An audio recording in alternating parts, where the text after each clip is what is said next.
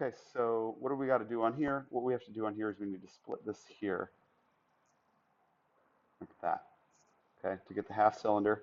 Now, if this whole side is 12, then this diameter is 12 as well, and half of it, the radius is 6, and that's what I really need, is to know that that length is 6. Why do I want to know that? Well, because it's going to be the radius of the circle, and then we're going to find the area of that half cylinder. And let's do that first. Let's do the area of the half cylinder first. Let's say it's, since there's only half of it, let's say 1/2 times pi times the radius squared times the height. And if we do 1/2 of pi times the radius is 6 squared times h, and the height is, the total height of that is 10, and that's this length right here, okay, from one circle to the other circle. And let's see, let's do it.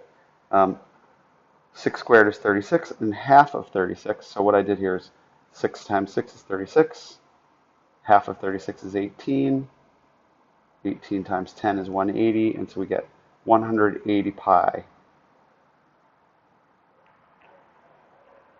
inches cubed.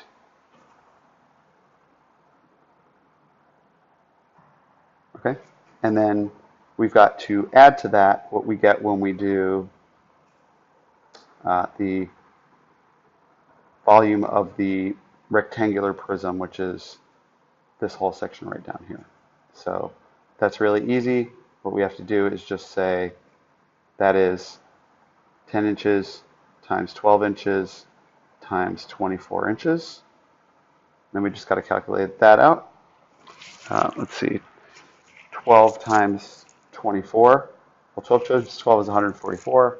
24 is doubled 12, so 288. Add a 0 is 2,880.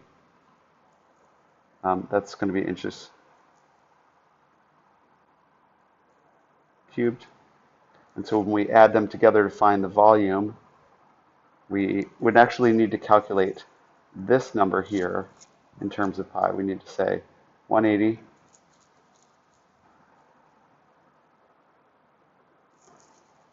times pi. I actually can do this on my calculator. I can use my phone. And what do we get? Let's see. We get 180 times pi. Pi. Where is it? Okay. And we get about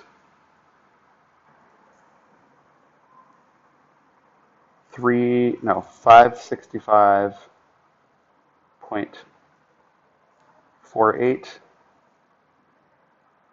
which actually 0.488, it seems close to being half, but all we have to do is look into the tenths place.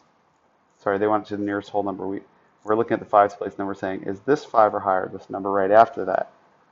No, it's not, so that stuff drops off without ever actually affecting the answer, except that it's rounded. So we, on top, let's do it up here on top. We've got 2880 plus 565.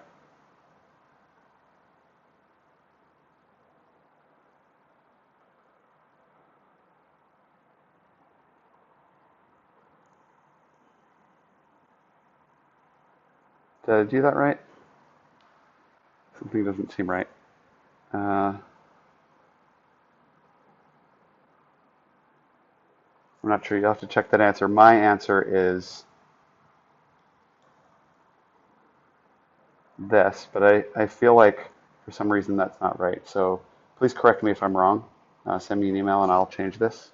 And I'm just going to tell you right now, in the book they wrote it wrong. I tried to correct it. But check all the math on this and verify this with me, because it's late, I'm tired, and I'm not sure that I'm doing this right. And it's a reason why I shouldn't be doing math late at night when I'm tired. Anyway, it's the last problem. So correct me if I'm wrong. I will upload these now, and hopefully that you can see it and help me.